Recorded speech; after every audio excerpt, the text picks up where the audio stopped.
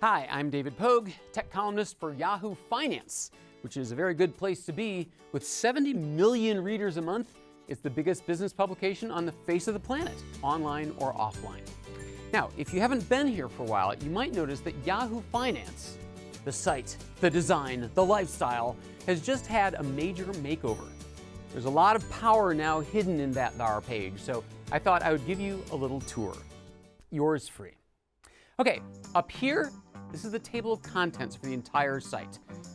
Yahoo Originals is where you can find the writings of all our own superstar stuff. Oh, look, David Pogue, how do you like that? Then here you've got every conceivable market stat the world has ever known, news of the industry. The main part is, of course, articles, financial news.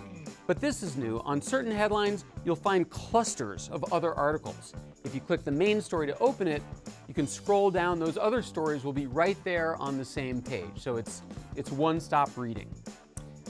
Okay, then here's what's cool. You can get a sneak peek at the comments for a certain story by clicking here. See, there they are, some high-quality samples of the comments waiting for you.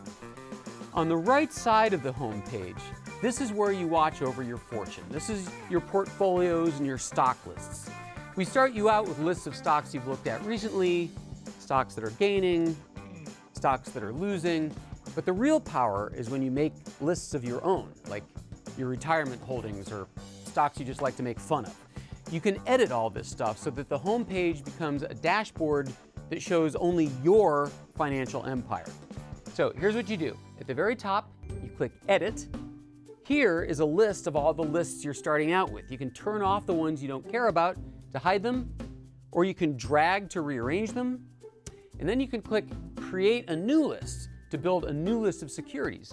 If you happen to know the symbols, you can just type the symbols like this, hit Enter, and boom, you've made a new list. And you do have to say boom or it won't work.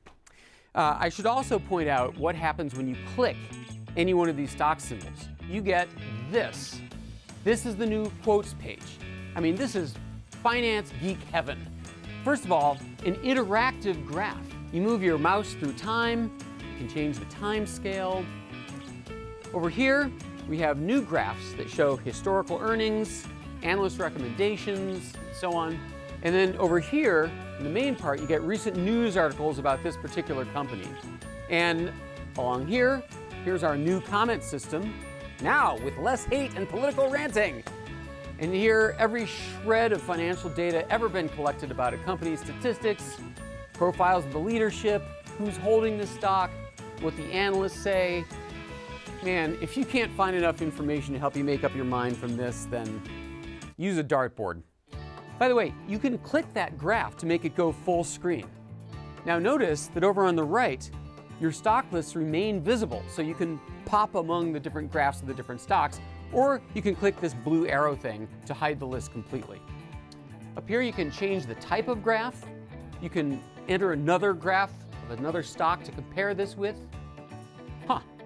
Looks like cars in general had a bad month. And then the best part, when you close this and you go back to the finance homepage, you'll discover that the news articles have begun to change. Now they're about the companies that you've been investigating.